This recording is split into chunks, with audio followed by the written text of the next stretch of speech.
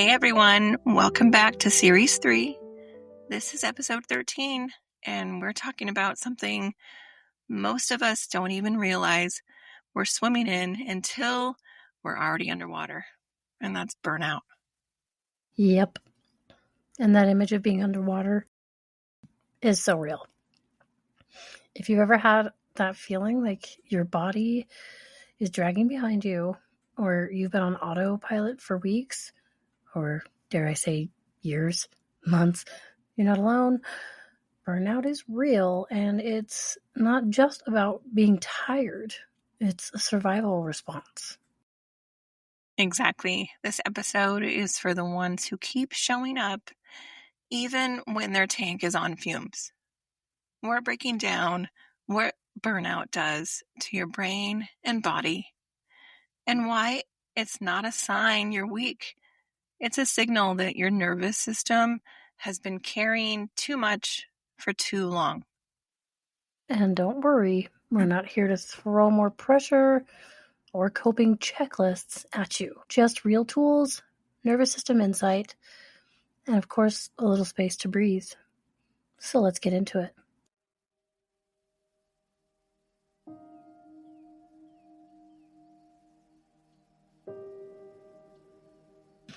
If you can, take a moment to check in with your body.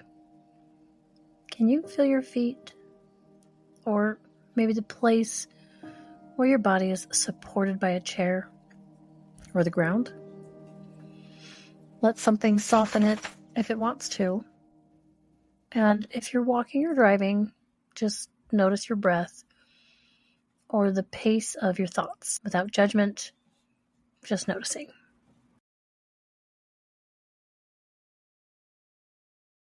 And if that doesn't feel right today, maybe just notice the sound of our voices or name something near you.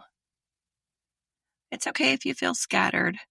There's no wrong way to arrive. Just being here is enough.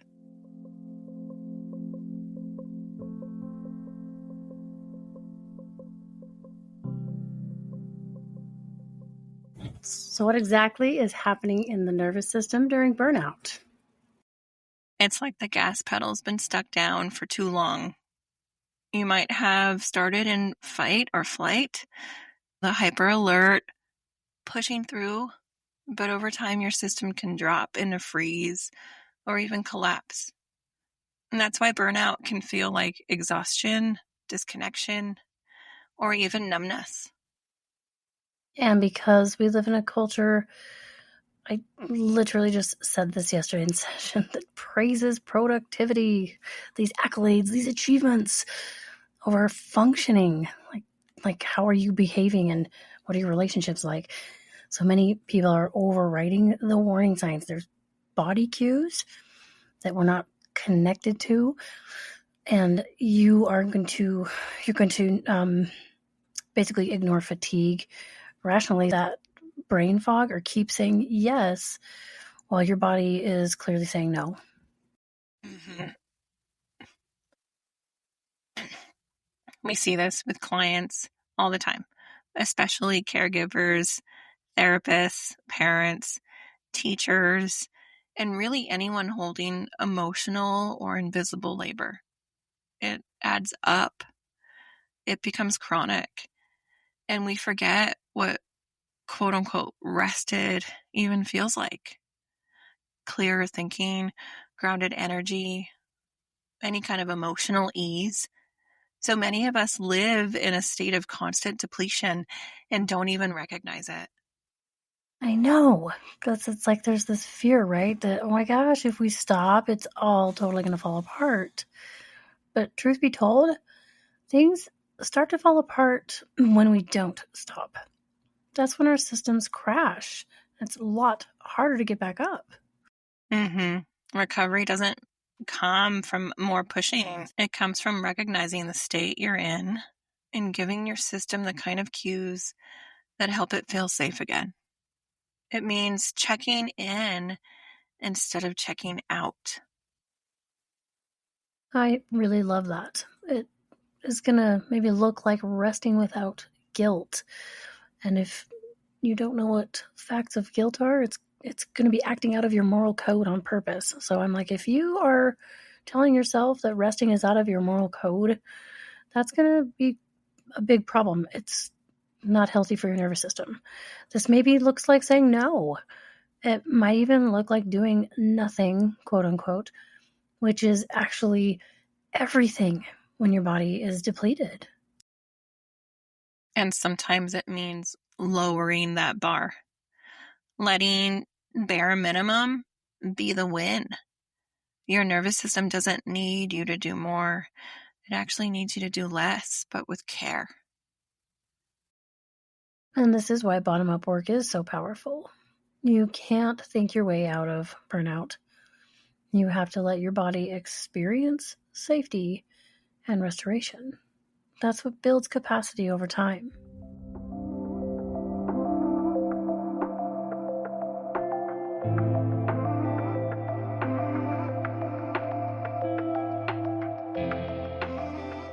Okay, here's our nervous system nugget. Chronic stress reshapes the brain. It's not just about feeling overwhelmed. It's about your brain adapting to long-term survival mode. It's like the burnout alarm is still blaring in the background, even while you're lying in bed. And when the stress doesn't stop, the nervous system doesn't get the signal to come down. So the body stays activated, even when you're trying to rest. Mm-hmm. And the more time we spend in that chronic stress, the more our baseline shifts. So burnout isn't a personal failure. It's a physiological state that says, I've been holding too much for too long with too little support. It makes sense. Your body is wise. Your body has the answers. It does. I like that you added that on there. It does. It just knows it's already moving toward health, our brain and body. I think I learned that when I was doing EMDR training. And we're the ones on accident that get in the way. And I explained it like, think about if you get a little minor cut, right? Or a bruise, and you're just sitting there pointing at it or tearing the scab off over and over. That's kind of what we're talking about. Like, you're going to get in the way of your healing with a lot of beliefs. So the more that we do understand how our systems work, seriously, the less shame we carry. That's the key to real compassionate recovery.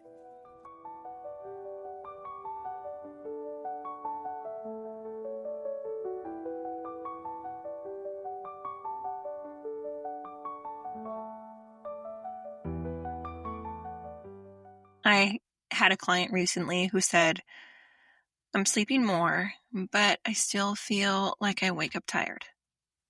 We explored her stress responses, and she realized her body was in a constant low grade fight or flight, even in rest.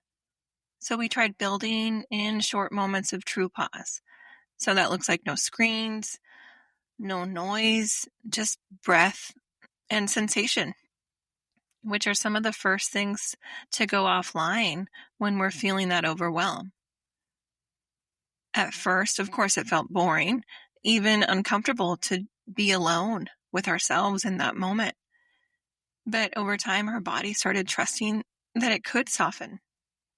And that's when sleep became restorative again. And it wasn't just sleep. Her digestion improved. She cried more. She laughed more.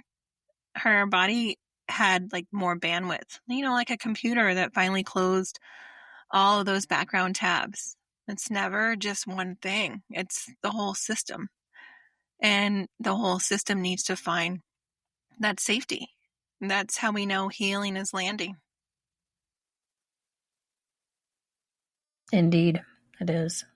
I love that. And it's true. The physiological component of healing does help so many underlying chronic illnesses, autoimmune diseases, headaches, all that stuff that's really kind of like, what's going on? It seems mysterious. Mm-hmm. I do think that there's quite a bit related to that disconnect, right? Yeah, of course. Well, in that regard, this week's tool is called the soothing exhale. It's a simple breathing cue that can help calm the nervous system without forcing anything. You just gently extend your exhale longer than your inhale. So maybe breathe in for 4, like a slow, quiet count in your head, and exhale for 6. Or honestly, whatever rhythm feels natural and soft. Think of those numbers as gentle guides, not rules. The key here is ease and agency, not control. Ooh, this one's a good one. This one works because those long exhales activate the parasympathetic nervous system. If my DBTers are out there, that tip skill, right? Or paced breathing, this is kind of in guise of that. The part of us that signals safety, rest, and repair is what we are actually trying to get back online. And it's telling your system, hey, you're okay now. Whew, let's come back down to baseline. Yeah. Mm-hmm. It's great if you're feeling wired but tired, or if you want a gentle practice to settle after a long day. You can try it before sleep, during a break, while waiting for water to boil, or in the car, or even before opening your email. Exactly. Right? Sometimes even just before, like, opening a door. Yeah. Taking a quick pause. That's for everybody that's like, I just don't know when to try these things out. Well, you just got some examples. It doesn't have to wait for a specific time. It's doing it in time and getting accustomed to utilizing it until it becomes more natural and routine. So if you don't feel a big shift, that's okay. This is about building trust through repetition. You're inviting your nervous system to come down, and that takes time. It's been kind of ramped up for however much time. So give it some grace, give it a break. Be gentle with it. It'll work faster.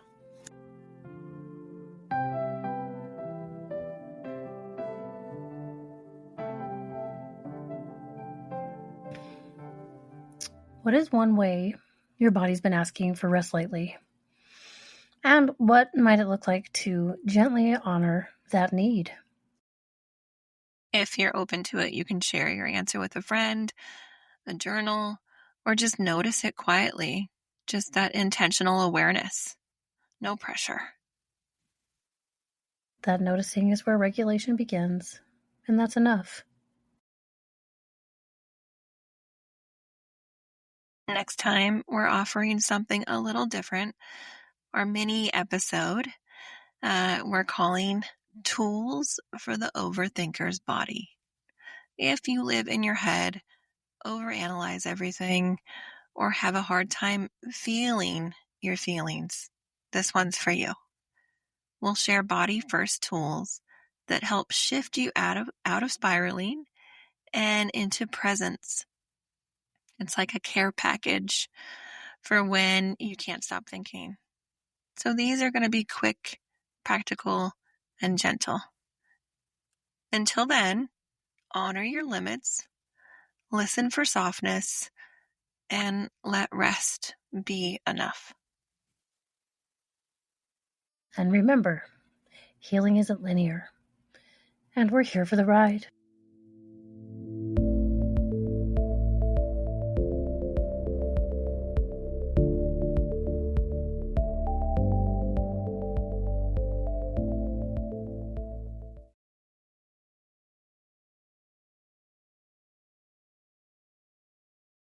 Thanks for sitting with us today.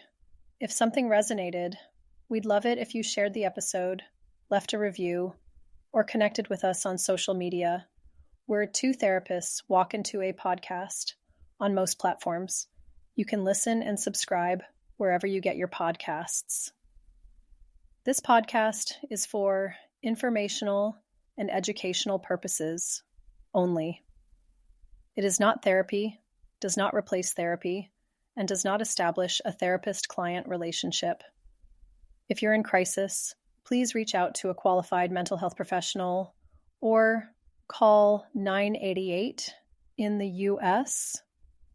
Robin Green is a licensed therapist in Arizona, and Stephanie Edsall is licensed in Utah.